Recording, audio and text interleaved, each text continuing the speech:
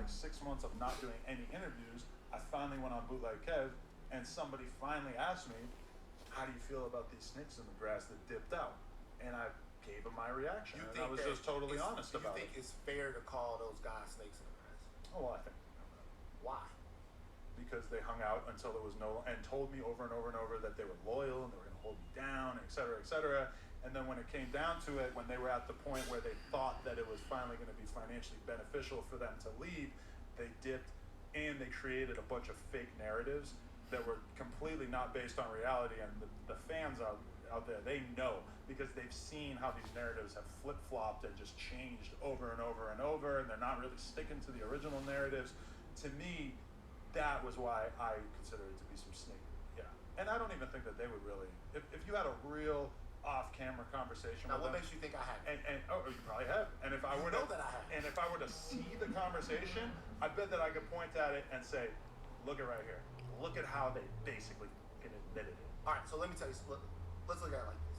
They did it because it was beneficial to themselves. They are incapable of identifying the disrespect or the bad treatment that happened that would justify them being disloyal to me.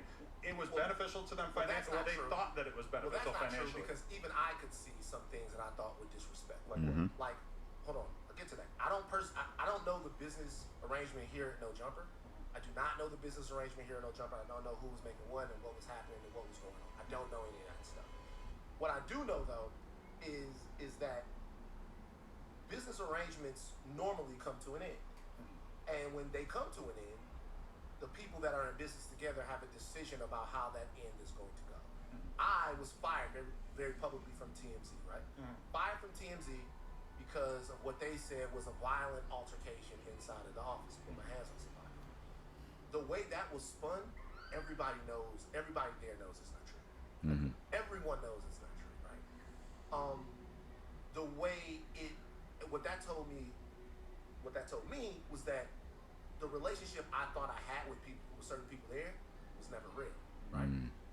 I feel like in the situation that you have with, I'm not gonna say the guys because these are people with names, AD, T-Rail, Duno, everybody, Lush.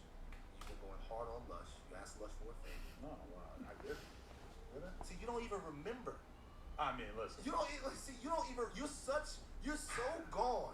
No, because drugs. No. Like you're so gone. You don't even remember. You asked Lush for a favor. I didn't literally ask him in any kind of serious way. I feel like you asked. Run the clip. Because I might have said that I would fuck him up or that I was capable of fucking him up, but it was nothing where I was inviting him. I didn't do the Flacco thing of let's go outside right now. I need that. Classic moment.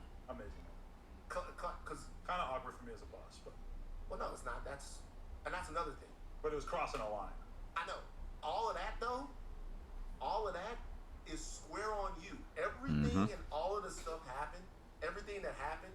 Everything that was going on here. The politics that invaded the building.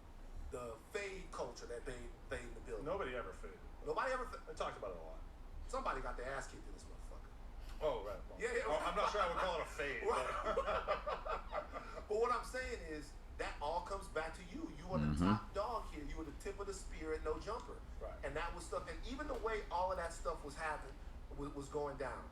When I was looking at it, there was a point to where it seemed like that there was a lack of accountability or even a lack of willingness to have certain conversations with those guys. You have this business fosters an entrepreneurial spirit.